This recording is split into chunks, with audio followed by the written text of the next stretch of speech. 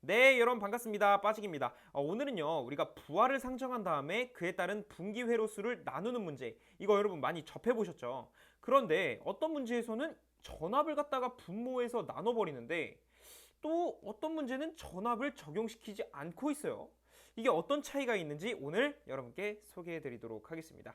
이 두 가지로 구분을 할게요. 분모에 전압을 적용하는 경우와 분모에 전압을 적용하지 않고 바로 전류로 나눠버리는 경우로 생각을 하시면 됩니다. 자, 그러면 이렇게 한번 볼게요. 집이 있어요. 이거 집입니다, 여러분. 집처럼 생겼나요? 집입니다. 집이고 이 선이 하나 들어와요. 여기는 80A. 즉, 이 집에서 필요한 게 80A라고 우리가 생각을 했을 때 제가 20A 분기로 나눠보세요 라고 하면 여러분들은 이렇게 나눌 수가 있을 거예요. 예, 네 가닥으로 나눠야 되겠죠. 왜? 제가 20A 분기로 나눠달라 그랬잖아요. 그럼 여기 20A, 20A 다 20A가 되는 거죠. 자, 이렇게 해서 집에서 뭐 이쪽 부하가 여러 가지가 있겠죠. 이쪽 부하에서는 뭐 20A, 여기도 20A, 여기도 20A, 20A 분기로 사용하겠다 이겁니다. 이 80A를 갖다가 한 번에 쓰기에는 조금 제한이 있어요. 그래서 이렇게 분기 회로로 나눠줍니다. 그래서 우리가 이 부분을 보통 분기 회로다, 분기 회로. 네, 그래서 분기 회로수라고 적어보겠습니다. 분기 회로수가 지금 하나, 둘, 셋, 네 개가 있죠. 그래서 네 개 이렇게 적어볼게요. 아, 그러니까 80A를 갖다가 20A 분기로 했을 때 4개를 사용할 수 있구나. 이걸 수식으로 나타내면 어떻게 됩니까? 분기 회로수 n은 제가 20A 분기로 해달라 그랬죠. 자, 다시 분기 전류. 네, 분기 전류 해주시고 전체 전류를 해주시면 돼요. 네. 여러분은 이것만 기억하시면 됩니다.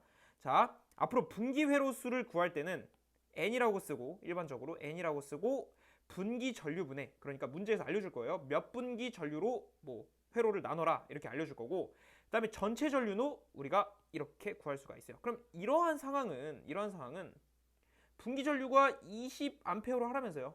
그런데 우리가 전체는 지금 몇입니까? 80A예요. 80A 이렇게 하면 4가 나옵니다. 자, 정답을 어떻게 쓰냐면 20A 분기 4회로다. 이렇게 작성을 해주시면 되는 거예요.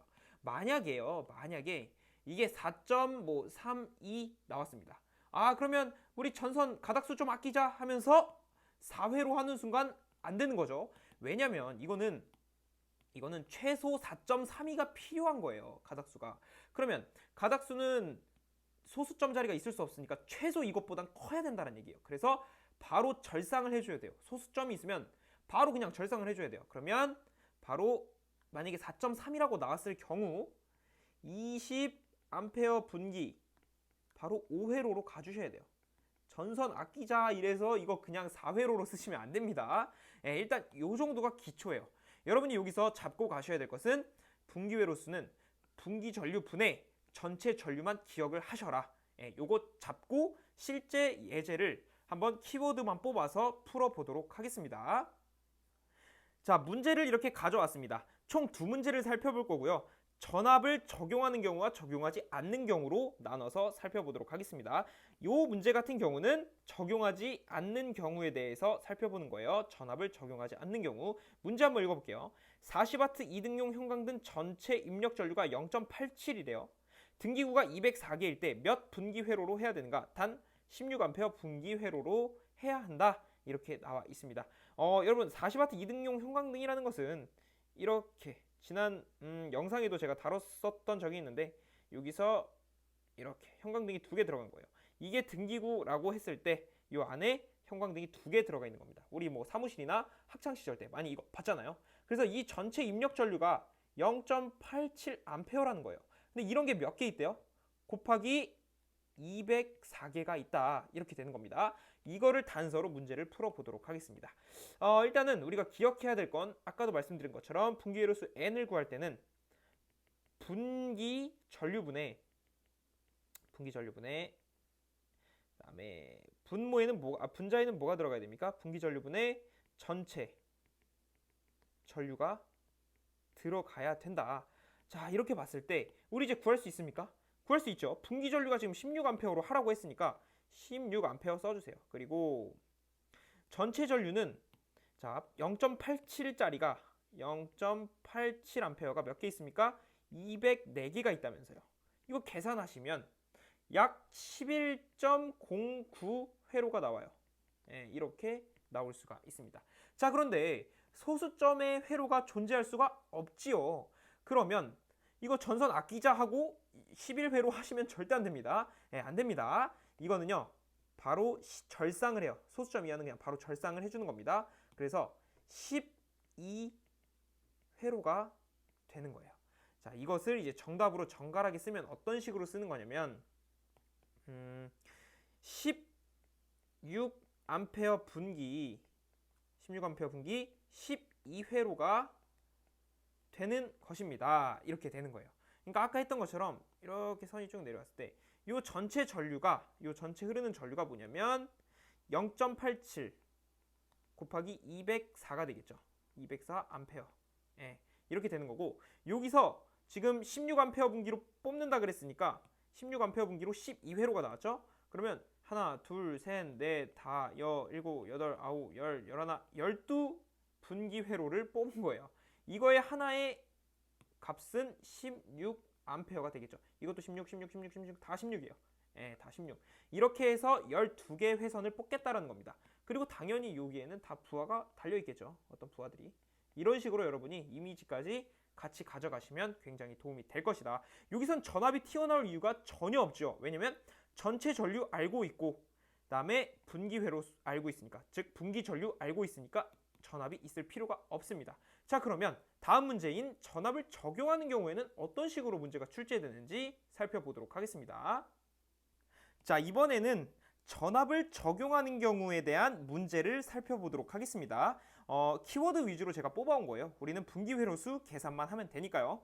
어떤 상정부하가 있습니다. 이것은 뭐 전등이 될 수도 있고 전열기구, 모든 것을 합친 상정부하라고 생각을 해주시면 됩니다. 그게 1500A예요. 이때 사용전압이 220V라고 주어졌습니다. 분기 회로를 구하라 라고 하고 있어요. 이때 16A 분기로 하라고 합니다. 그러면 마찬가지로 N은 똑같아요. 이렇게 써주시면 됩니다. 분기 전류 분의 전체 전류, 이건 똑같아요. 전체 전류. 자, 이렇게 쓸 수가 있는데 우리가 이 식을 조금 한번 바꿔보도록 하겠습니다. 왜냐면 지금 전체 전류를 알 수가 없잖아요. 그렇죠? 그러면 전체 전류 곱하기 분기 전류 분의 1로서 이 식을 나타낼 수가 있습니까? 네, 여기까지 괜찮으시죠? 그러면 여러분, 이 전류라는 것은요, 우리가 I라고 나타낼 수가 있고, I는 V분의 P라고 하는 거 기억나시나요? 왜냐면 P는 VI니까요. 그래서 I에 대해 정리하면 I는 V분의 P 이렇게 나타낼 수가 있습니다. 그래서 이 전체 전류를요, 저는 이제 V분의 P로 나타내 보겠습니다. 자, 해볼게요. 전체 전류 I는 V분의 P니까 여기서 V가 220V죠. 220분의 P가 1500V예요. 1500VA 곱하기 분기 전류는 16으로 하자 그랬으니까 16분의 1 해주면 식이 완성이 되는 것입니다. 그러면 우리 이거 어디서 많이 본 식이잖아요. 늘 우리 교재에 보면 여러분이 사용하시는 교재 대부분 이렇게 돼 있을 거예요. 그냥 바로 220 이런 과정 없이 바로 그냥 220 곱하기 16분의 10500 이렇게 돼 있을 거예요. 예, 숫자는 조금 다를 수 있습니다. 제가 그냥 임의로 가져온 거예요. 자, 이렇게 돼 있는 상태에서 계산을 한번 해봅시다. 이거 계산하면 2.98이 나와요. 2.98 회로가 되는 것입니다. 그러면 소수점의 회로는 없으니까 반드시 제가 절상하자 그랬잖아요. 그래서 이거는 3회로로 나타낼 수가 있어요. 그래서 정석으로 식을 쓰면 16A 분기 3회로, 자, 3회로 이렇게 작성을 해주시면 이것이 정답이 되게 되는 것이죠. 그러니까 결국에는 똑같이 전체 전류만 구하면 되겠다 이거잖아요. 그러면 전체 전류를 구하기 위해서는 우리가 전압을 가져올 수밖에 없어요. 왜냐면 I는 V분의 P니까 V 써주고 P 써주는데 이 식을 한 번에 합치려다 보니까 이렇게 작성이 되는 겁니다. 결국엔 이게 전체 전류니까 이것도 계산을 하면 얘가 뭡니까? 이게 하면 47.73 정도가 나와요. 73 암페어. 예, 47.73 암페어고, 그렇단 얘기는 이 자체가 47.73인 거예요. 암페어. 그러면 16암페어 분기 전류를 다시 47.73이라는 전체 전류를 이거죠. 이거 분기 전류로 나눈 거잖아요. 분기 전류로 나눈 거잖아요. 이게 뭐다? 분기 회로수 N이다.